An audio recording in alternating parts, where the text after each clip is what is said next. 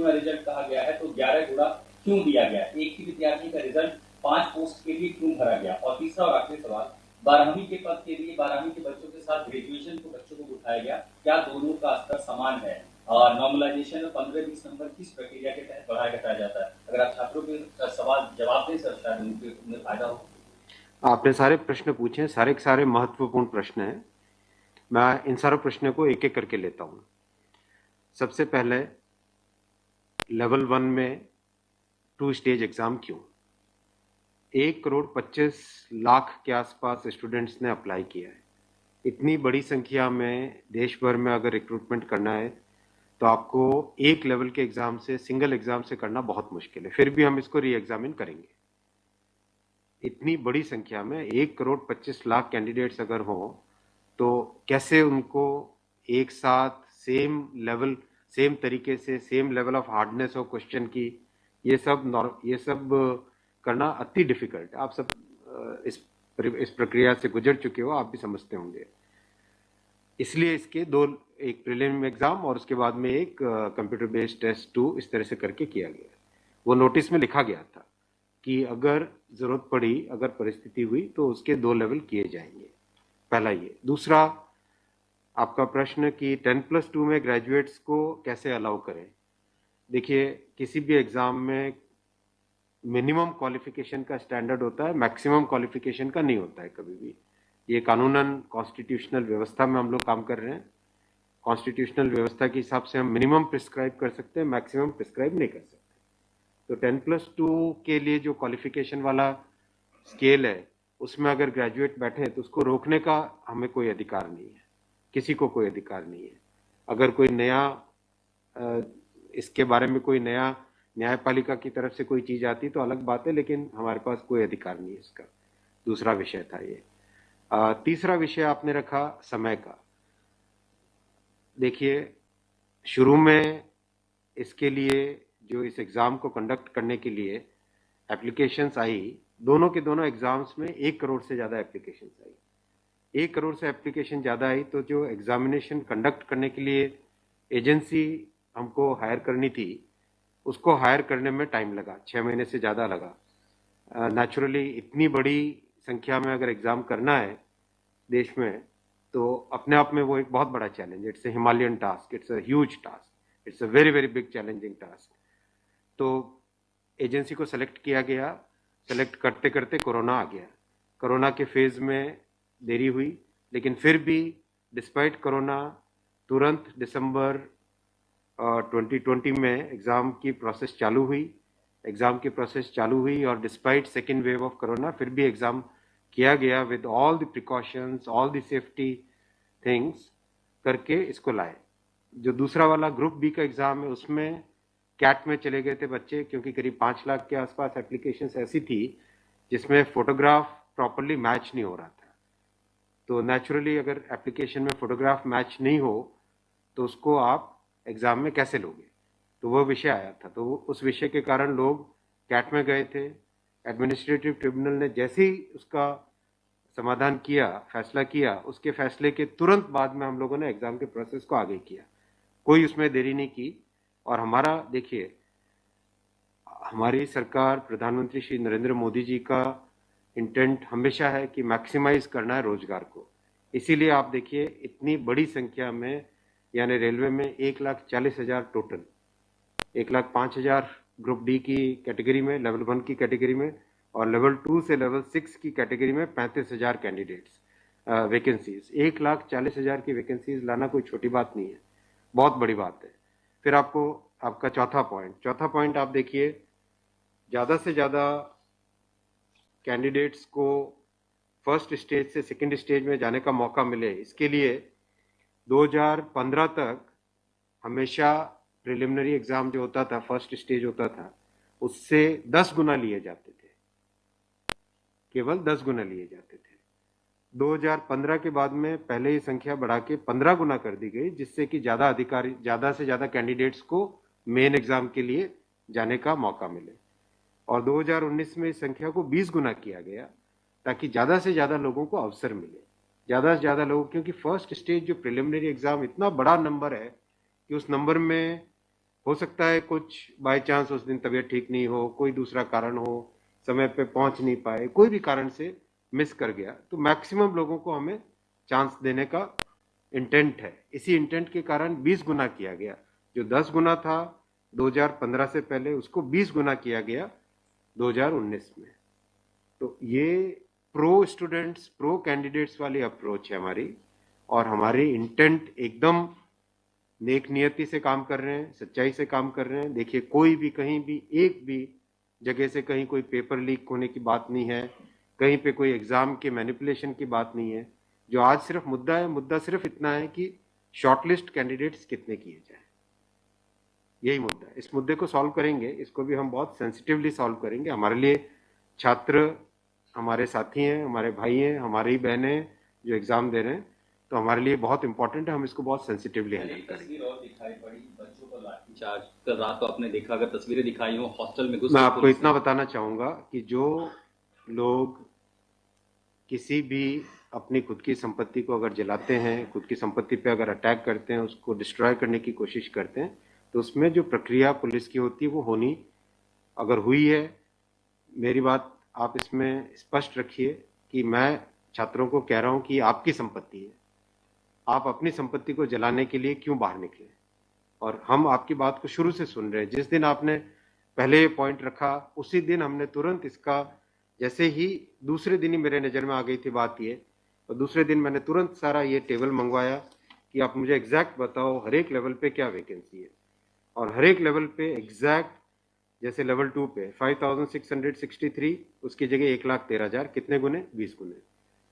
Level 3 पे 4,940, उसके against कितने शॉर्टलिस्टेड? 98,833, 20 गुने।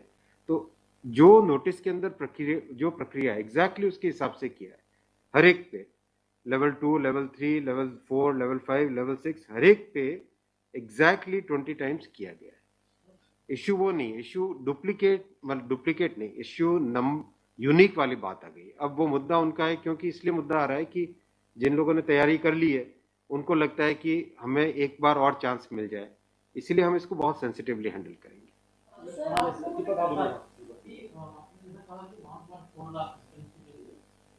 One of the world's largest.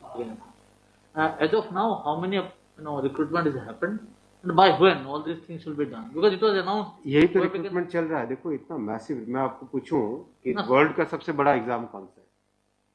World का अगर, या इंडिया का भी अगर बड़े एग्जाम्स देखें, तो बड़े एग्जाम्स में जेई बहुत बड़ा एग्जाम होता है, सिविल सर्विसेज बहुत बड़ा एग्जाम होता है, स्टाफ सिलेक्शन कमीशन का बहुत बड़ा एग्जाम। इन सब एग्जाम्स में एप्लीकेशंस की संख्या होती है 5 से 7 लाख, 8 लाख, 10 लाख। यहाँ 1 करोड़ एप्लीकेशंस हैं। आप ये तो देखिए ना कि कठिन कितना है। 1 करोड़ एप्लीकेशन, 1.25 करोड़ एप्लीकेशन, 1 करोड़ 25 लाख, 1 करोड़ 35 लाख, उसमें समय लगता है। But this is something government was aware in a country where there is so much of unemployment, and there will be vacancy like this. तो Everyone will apply. इसीलिए तो टाइम तो इतना लगेगा ही। अगर आपको इस एग्जाम को ढंग से करना है, इतना टाइम लगेगा, चाहे कोई करे। और उसके बाद भी आज देखा कि गया से आगजनी की तस्वीरें आ रही हैं।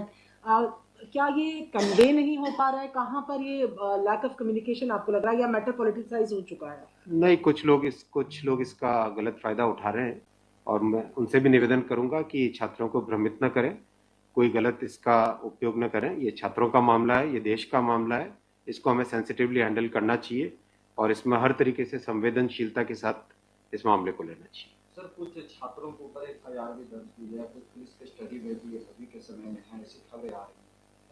आप खबरों की जांच करिए। देखो, जो पुलिस की प्रक्रिया है वो अलग चीज है। मैं अभी, मुद्दा है जो, उस मुद्दे को कैसे सॉल्व करें उस पर सोचना चाहिए, हमें फॉरवर्ड लुकिंग होना पड़ेगा। मेरा एक सवाल है कि जिन राज्यों में हिंसा की खबरें या फिर जो रेल रोकने का जो मूवमेंट चल रहा है, ट्रैक पे स्टूडेंट बैठे हैं, क्या उन राज्यों के मुख्यमंत्री से आपकी बात हुई है, और क्या कुछ आप लोग की संदर्भ में कि कैसे? बिल्कुल, सब जगह लॉ एंड ऑर्डर स्टेट का जो रोल होता है, राज्यों के मुख्यमंत्रियों ने भी बहुत संवेदनशीलता के साथ काम किया है, और हम भी कॉन्स्टेंटली टच में हैं, कंटिन्यूसली टच में हैं। और जो आज कमेटी की बात भी सबके पास जा चुकी है ऑलरेडी, और मेरे ख्याल से ज़्यादातर जगह से स्टूडेंट्स ने इस विषय को स्वीकार भी किया है, और मैं अभी भी रिक्वेस्ट करूंगा एक बार फिर सारे स्टूडेंट बंधुओं को, छात्रों को, कैंडिडेट्स को कि आप प्लीज अपनी ग्रीवेंसेस को, अपने पॉइंट को, अपने कंसर्न को, अपने विषय को, अपने मुद्दे को फॉर्मली रखिए। हम इसको एकदम संवेदनशीलता के साथ टैकल करेंगे।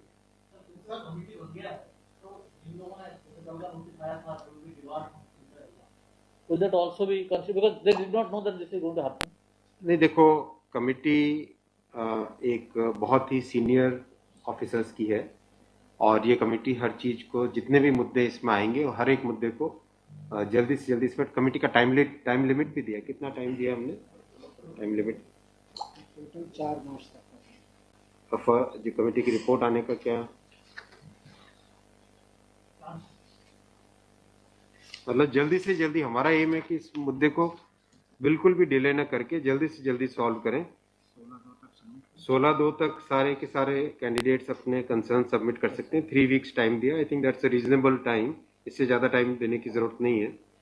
और कमिटी अपना सारे कंसर्न्स को एग्जामिन करके रिकमेंडेशंस देने का टाइम 4 मार्च दिया गया। तो कोशिश करेंगे उससे पहले अगर हो जाए, 4 मार्च से भी पहले अगर हो जाए। डिपेंड करेगा कि कितने रिप्रेजेंटेशंस आते हैं, और मोटे मोटे मुद्दे तो अभी आ चुके हैं पब्लिक में सबके, इसलिए मुझे नहीं लगता है कि इसमें बहुत ज़्यादा टाइम लगेगा। वो आपकी नॉलेज में आ गया है, मोटा मोटी सही आ गया है। दूसरी ओर ये कि जो आपके पैरामीटर्स हैं उस पर सब कुछ सही तरीके से दिया गया है, उसी तरह से शॉर्ट लिस्ट किया गया है। फिर इसमें प्रॉब्लम, फिर उसमें कमेटी आपको रिपोर्ट क्या करेगी और करेंगे क्या? इसका मतलब अगर चेंज करते हैं कुछ तो दूसरे एक बड़ा पक्ष और भी तो विरोध करेगा। हाँ, ये इसीलिए तो मैं आपको देखो बताऊं ना, एग्जैक्ट किसी भी लेवल पे नोटिस में जो लिखा था कि 20 गुना कैंडिडेट लेंगे, अगर आपके सामने टेबल रखा हुआ है, 5,663 की जगह 1,13,000 यानी 20 गुना। 4,940 के लेवल 3 में 98,833 20 गुना। 161 के अगेंस्ट 3223 20 गुना। 17,393 347 3,47,676 20 गुना। 7,124 वैकेंसीज के अगेंस्ट 1,42,413 20 गुना। एग्जैक्ट 20 गुना है हर एक लेवल का। अब स्टूडेंट्स क्या कह रहे हैं कि जिन कैंडिडेट्स ने एक से ज्यादा लेवल में क्वालिफाई कर दिया है, राइट जी, उसके कारण सपोज मान लीजिए लेवल 3 में जो लेवल 5 का कैंडिडेट है वो भी क्वालिफाई हो गया है जी, तो वो लेवल 3 में कोई एक कैंडिडेट को जो क्वालिफाई नहीं हुआ है, उसे लगता है कि अगर उसको यूनिक के हिसाब से काउंट करते तो शायद उसको भी एक मौका मिल जाता मेन एग्जाम देने का। बराबर है, ये मुद्दा है, मुद्दा ही है। अब जो नोटिस इनवाइटिंग एग्जाम है, एग्जाम का जो नोटिफिकेशन होता है उसकी एक सैंक्टिटी है, वो कोर्ट का मैटर है, वो लीगल मैटर हो जाता है। एग्जैक्टली उसके हिसाब से किया गया एग्जाम का, एग्जाम को उसी हिसाब से कंडक्ट किया गया, उसी हिसाब से शॉर्टलिस्टिंग की गई। अब जब ये मुद्दा आया है तो इस मुद्दे को सॉल्व करने के लिए कोई ना कोई तो तरीका निकालना पड़ेगा, राइट? तो आपका जो प्रश्न है, आपका प्रश्न वैलिड है कि क्यों ऐसा। आपके सामने डेटा सामने रखे हुए हैं, डेटा आप सबके सामने है, बिल्कुल एग्जैक्ट डेटा है कोई, और ये डेटा हमने पहले दिन ही दे दिया था। जो टर्म कंडीशंस ऑलरेडी जब पब्लिसाइज किया जाता है, कोई पोस्ट होती है तो उसके लिए टर्म कंडीशंस ऑलरेडी पहले से घोषित होता है, उसके आधार पर ही ये सब कुछ किया गया होगा। हाँ बिल्कुल। फिर एक कमेटी या आपको कुछ रास्ता आप नहीं दिख रहा है क्या? ये जो कमेटी रिपोर्ट देगी क्या उसके अगेंस्ट देगी जो आपके टर्म कंडीशंस पहले वाले थे? बात वही है ना कि आपकी बात तो फिर लोग कोर्ट जाएंगे। हाँ, बात वही होगा जो नहीं, अपने को तरीका ऐसा सॉल्व करना पड़ेगा, कोई तो ऐसा तरीका निकालना पड़ेगा जिससे कि जो लोग शॉर्टलिस्ट हुए हैं उनका भी करियर इफेक्ट ना हो, उनके प्रोस्पेक्ट्स भी कमजोर ना हो, और जो लोगों की ग्रीवेंस है उस ग्रीवेंस को तो एड्रेस करना पड़ेगा ना। छात्रों का मुद्दा है और लोगों ने अगर ग्रीवेंस रेज की है तो हमारी ड्यूटी है कि उसको हमें एड्रेस तो करना पड़ेगा ना। लेकिन आप देख रहे हैं आपके सामने ये टेबल है, एग्जैक्ट हर एक लेवल पे 20 टाइम्स है एग्जैक्ट।